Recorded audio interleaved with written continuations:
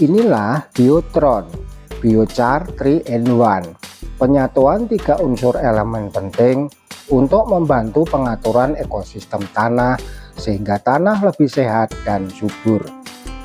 Tanah makin subur dari dalam, bukan cuma disuapin pupuk dari luar. Karena Biotron menghidupkan sistem tanah supaya pupuk dan bahan organik bekerja maksimal.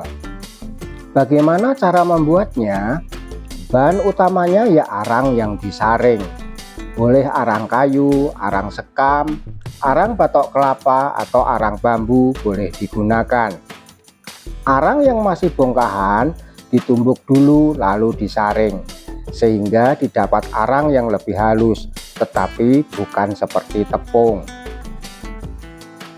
Ukuran idealnya 0,5 sampai 1 cm, 70% butiran kecil kasar dan 30% serbuk halus. Sobat cerdas, ayo kita mulai cara pembuatannya dari awal.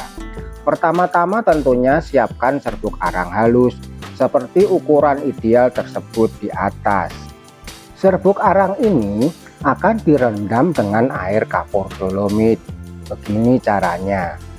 Tuangkan 5 liter air di panci.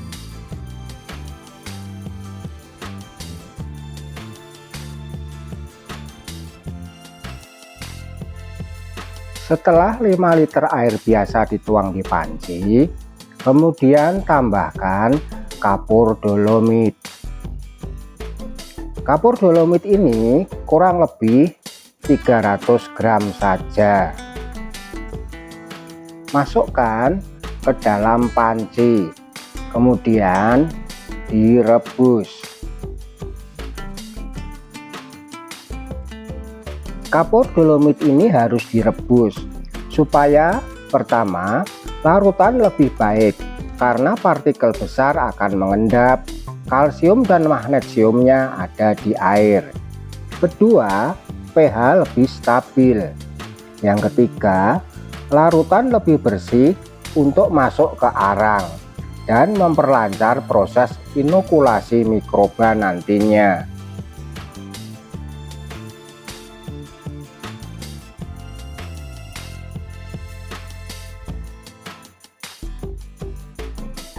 Rebus kapur dolomit sampai mendidih, dan setelah mendidih diangkat, kemudian didinginkan dulu sebelum digunakan merendam arang.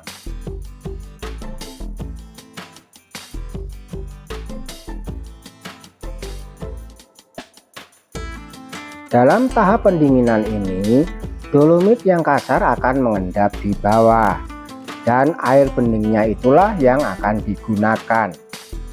Dalam larutan yang bening ini sudah mengandung kalsium dan magnesium dari dolomit yang akan kita masukkan ke dalam arang.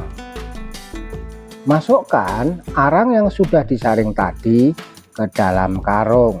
Seberapa banyak? Ya tentunya sesuai dengan yang dibutuhkan. Di dalam panci air rebusan dolomit sudah terlihat terpisah antara endapan dengan air beningnya. Dalam proses perendamannya, masukkan dulu serbuk arang ke dalam ember atau tempat yang lebih besar sehingga mempermudah penuangan air dolomit ke dalamnya.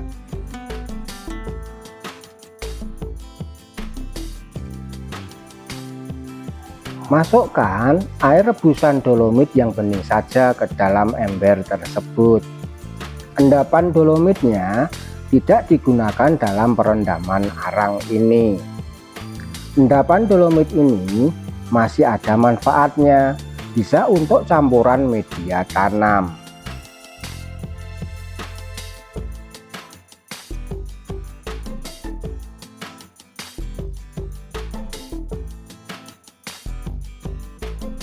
Kondisikan karung arang tersebut supaya arang bisa terendam semua oleh air dolomit. Rendam selama kurang lebih 3 hari. Inilah proses mengaktifasi arang dengan tujuan Pertama, menetralkan sisa keasaman.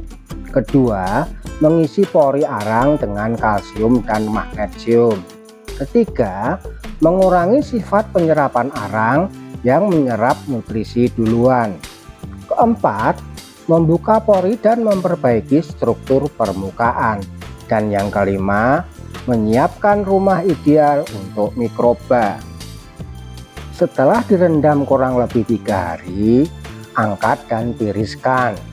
Biarkan air dolomit dalam karung menetes di ember sampai habis.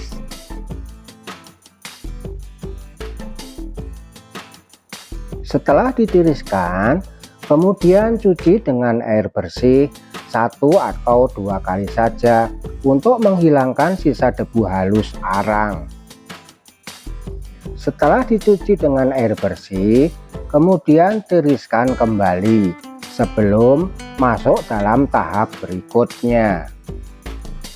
Setelah penirisan dari pencucian air bersih tadi, selanjutnya masukkan ke dalam ember lagi untuk direndam dengan POC atau mol.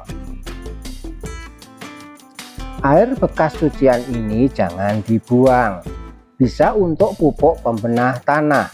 Diencerkan dengan perbandingan 1:10, lalu dikotorkan ke tanah. Ini adalah pupuk organik cair yang sudah dilengkapi dengan fungisida organik untuk merendam arang yang diaktifasi tadi.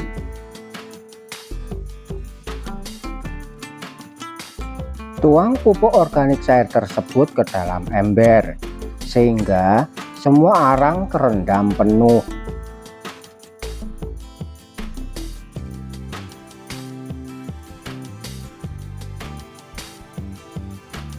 Kemudian ikat karungnya dan biarkan terendam selama 7 hari.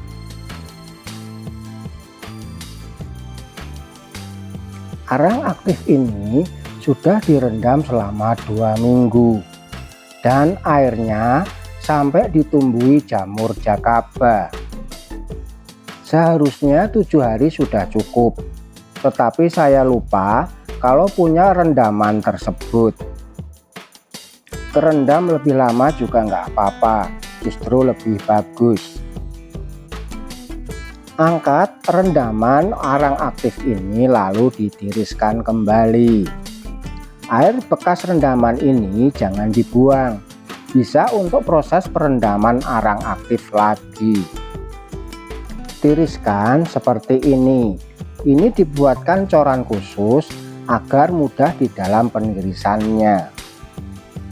Pastikan semua air rendaman tertampung di ember supaya air POC tersebut bisa digunakan lagi. Setelah ditiriskan, kemudian dikeluarkan dari karungnya untuk diangin-anginkan saja, jangan dijemur. Inilah proses akhir dari pembuatan arang menjadi biotron.